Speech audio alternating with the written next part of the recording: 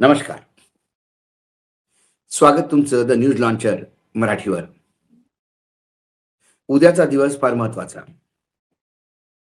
उद्या विद्यार्थी, युवा जे जंतर मंतरवर बसलेले आहेत, आंदोलन करतायत. त्यांनी सोनम वांगचुकच्या नेतृत्वाखाली पार्लमेंटच्या घेरावची घोषणा केली होती. पार्लमेंटच्या पहिल्याच दिवशी. पण सोनम वांगचुकला छापामारी करून जसं पोलिसांनी इल्लीगली आपल्या कब्जात ठेवलं. कारण सोनम वांगचुकची पत्नी म्हणतात गीतांजली, की अजूनही असं मला वाटतं, की मी जेलमध्ये यावं आम्ही, हॉस्पिटलमध्ये नाही. तिकडे पार्लमेंटवर चढाई आहे. तिकडे कोर्टात सुनवाई आहे. कारण सोनम वांगचुकची पत्नी आता कोर्टात चीफ जस्टिसच्या समोर पुन्हा या केसला प्रेझेंट करतीये. अपील म्हणू शकता तुम्ही. दुसरीकडे राहुल गांधी आणि त्यांची टीम पार्लमेंट सुरू झाल्यावर आतमध्ये काय करायचं, कशी चढाई करायची याचं प्लॅनिंग आहे. वांगचुकच्या पत्नीच्या त्या कोर्ट केसमध्ये जसं सरकारने स्टँड घेतलं असं वाटतं, की सगळे घाबरलेत तिला.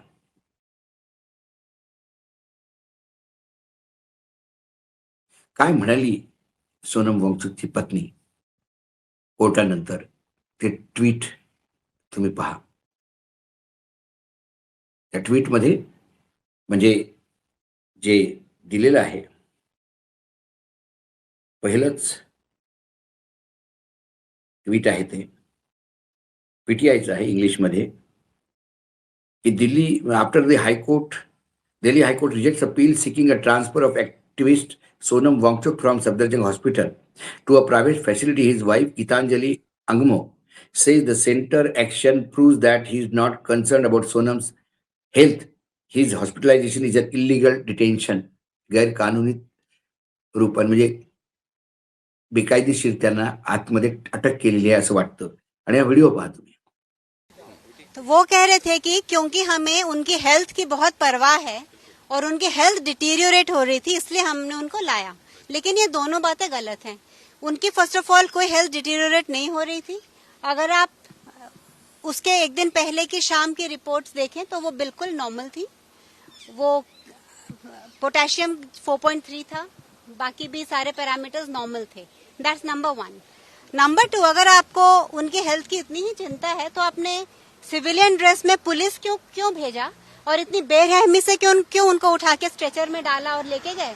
आप प्रॉपरली आके एक मेडिकल टेस्ट कर सकते थे और आप उनकी फैमिली को कह सकते थे कि ये लो है इसलिए हम ले जाना चाहते हैं. वो तरीका होता है एक डेमोक्रेसी में. अगर आप ट्रूली उनकी हेल्थ के लिए चाहिए थे तो विदाउट मिन्सिंग वर्ड्स मैं ये कहना चाहूंगी कि ये सब नौटंकी है, कि ये हम हेल्थ के लिए चिंतित हैं और ये है. उनको बस डर था कि अगर कल मार्च में सोनम निकल पड़े तो लाखों साथ में जुट जाएंगे, सिर्फ दिल्ली में ही नहीं पूरे देश भर में, और उनको ये रोकने की वो कोशिश कर रहे हैं. लेकिन उनको ये नहीं पता कि सोनम के होने से जितने लोग आते थे और आने वाले हैं, उनके ना होने से उसके दुगने लोग आएंगे, उससे दुगना जोश होगा. क्योंकि ये जिसके हम अगेंस्ट लड़ रहे हैं एजुकेशन सिस्टम में, वो हमें हर जगह दिखाई दे रहा है. Misuse of police force, misuse of judiciary, misuse of education system, misuse of media, हर जगह हमको ये दिख रहा है. तो ये इससे और भी हाईलाइट हो गया कि ये कैसे उनकी हेल्थ के लिए नहीं था. और दूसरी बात ये है कि अगर वो जब आए, सुबह उनको लेके आए 7:30 बजे, उन्होंने कहा कि उनका पोटेशियम 2.9 है, और मैंने कहा कि पिछले शाम ही 4.3 था, 2.9 नहीं हो सकता, तो हम एक इंडिपेंडेंट लैब से भी चेक करवाना चाहते हैं. तो अगर इतने ही वो उनके हेल्थ के लिए उनकी परवाह थी तो उनको वो सैंपल देने में 10 घंटे क्यों लगे. सुबह 10 बजे से मैंने वो सैंपल मांगा था ब्लड का कि मैं बाहर चेक करवाऊंगी, लेकिन वो रात को 10:30 मुझे मिला जब सारी लैब्स बंद हो चुकी थी. मैं 12:30 तक ढूंढ के कल लैब्स में जाके मैंने उसको चेक करवाया और फिर देखा कि वो बिल्कुल प्रॉब्लम थी नहीं पोटेशियम की, वो 3.6 थी. तो कैसे एक हॉस्पिटल, और उनकी खुद की रिपोर्ट भी कह रही है कि 3.4 थी, तो कैसे उनकी सुबह की रिपोर्ट 2.9 कह रही है और अभी 3.4 हो गया.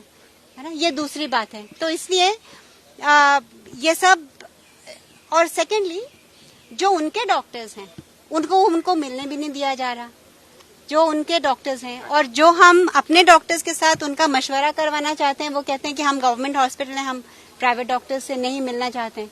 तो हम अपने डॉक्टर्स को जहां हमें कंफर्टेबल है हम वहां जाना चाहते हैं, क्योंकि कल रात को उनका ब्लड प्रेशर, अगर आप रिपोर्ट देखेंगे तो जो हमेशा 110/70 रहता था, कल 125/85 हो गया, क्योंकि ऐसा माहौल वहां क्रिएट किया जा रहा है। और सेकेंडली, जैसे सर ने कहा, आप रूम से बाहर निकलो तो पुलिस है, वो जो ग्लास के वो हैं दरवाजे में, वहां से दिन भर पुलिस देखती रहती है। कई बार मैं जब अंदर होती हूँ तो एक पुलिस कांस्टेबल वहां अंदर खड़ी रहती है। तो मुझे तो वैसा ही माहौल लग रहा है जैसे जोधपुर जेल में होता था जब मैं मिलने जाती थी और एक पुलिस कांस्टेबल हमेशा रहती थी। तो ये क्वेश्चन है कि ये क्या इलीगल डिटेंशन है बिना, और हम जब कहते हैं पुलिस को कि जैसे मेरा फोन नहीं ले जाने देते, सोनम को उनकी टैबलेट चाहिए थी, उनको उनका सैमसंग की, ताकि वो लिख पढ़ सके, वो नहीं देने दिया। और जब हम पूछते हैं कि आपके पास कहाँ ऑर्डर्स हैं, हमें दिखाइए, किस ऑर्डर के बेसिस पे आप ये सब चेकअप कर रहे हो, तो उनके पास कोई रिटर्न ऑर्डर्स भी नहीं है। तो ये एक अनसेड इलीगल डिटेंशन के जैसे इसको ये किया जा रहा है।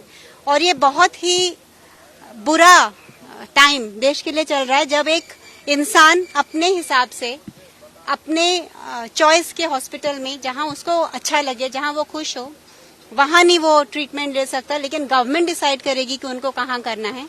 और ये कहते हुए कि उनकी हेल्थ ये है, लेकिन उनकी हेल्थ की उनको कोई चिंता नहीं है, जो उनके एक्शन से हमें दिखाई देता है। दुसरीकडे जे प्रकार घडलाय तो म्हणजे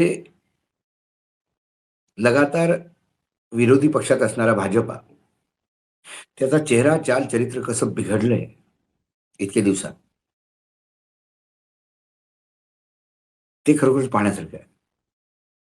भारतीय जनता पार्टी सारखं किती वर्षानुवर्ष विरोधी पक्ष म्हणून काम करत होता. पण विरोध करण्याची एक शैली होती, आक्रमकता पण होती, पण समजूतदारपणा पण होता.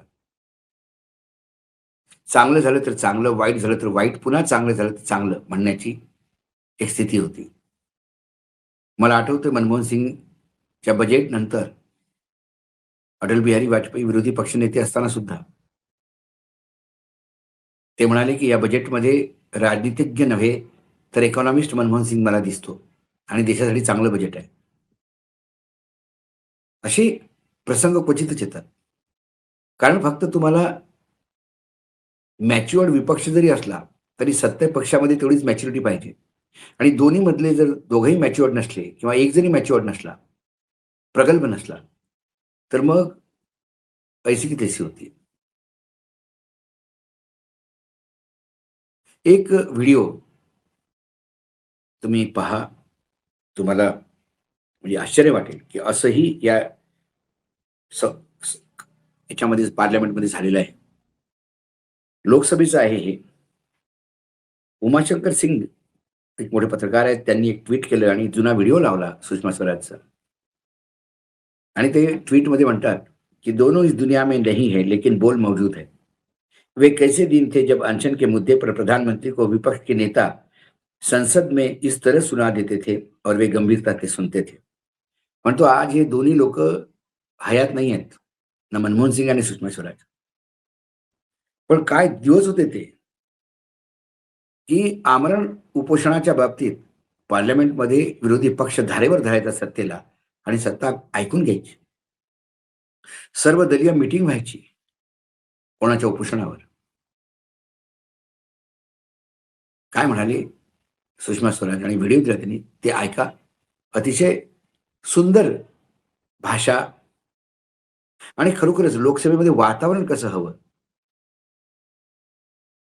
ते अप्रिशिएटही करतात आणि नाराजही होतात. त्याचं सुंदर उदाहरण म्हणजे सुषमाजींचे वक्तव्य आहे, तुम्ही पहा. मला वाटतं ही वक्तव्य ऐकल्यावर कळेल की कसं विरोधी पक्ष असावा आणि सत्ता पक्ष कसा असावा.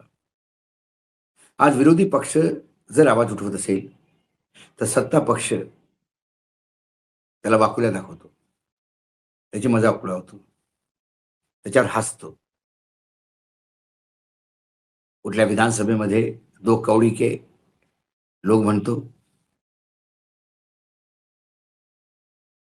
लाखो खोटं बोलणारी महिलावर हे लोक पैदा झाले असं म्हणतात आणि स्वतःच खोटं बोलण्यात पीएचडी केलेले लोक असे आरोप लावतात फडणवीस. दुसरीकडे लोकसभेमध्ये काय होतं उद्या तुम्हाला कळेलच कसं. सोनम वांगचुक किंवा या पूर्ण प्रकरणाबद्दल सरकार मौन आहे बिलकुल. ही गोष्ट वेगळी की आम्ही म्हणतो की प्लॅन बीच असावा बहुतेक गव्हर्नमेंटचा. हायकोर्टमध्ये रिट पिटिशन फाईल करून हायकोर्टच्या आदेशाने हे प्रोग्राम ध्वस्त करायचं. परंतु मुलं बसलीत अजून आणि आज जंतर मंतर ही अक्षरशः सैन्याची छावणी झाली. पॅरामिलिटरी फोर्स, पोलीस वेढून घेतलं पूर्ण. उद्या काय होईल सांगता येत नाही. पण एकंदर स्थिती वाईट आहे. आणि सत्तापक्ष कसा विपक्ष कसा असावा याचं एक सुंदर उदाहरण या व्हिडिओमध्ये होतं. आणि वर्तमान स्थितीमध्ये काय आहे तर उद्या पाहायलाच मिळेल तुम्हाला. आज न्यूज लॉन्चर मराठीमध्ये एवढंच. पुन्हा येतो काही विषयासोबत. तुम्ही नमस्कार. पाहत राहा न्यूज लॉन्चर मराठी.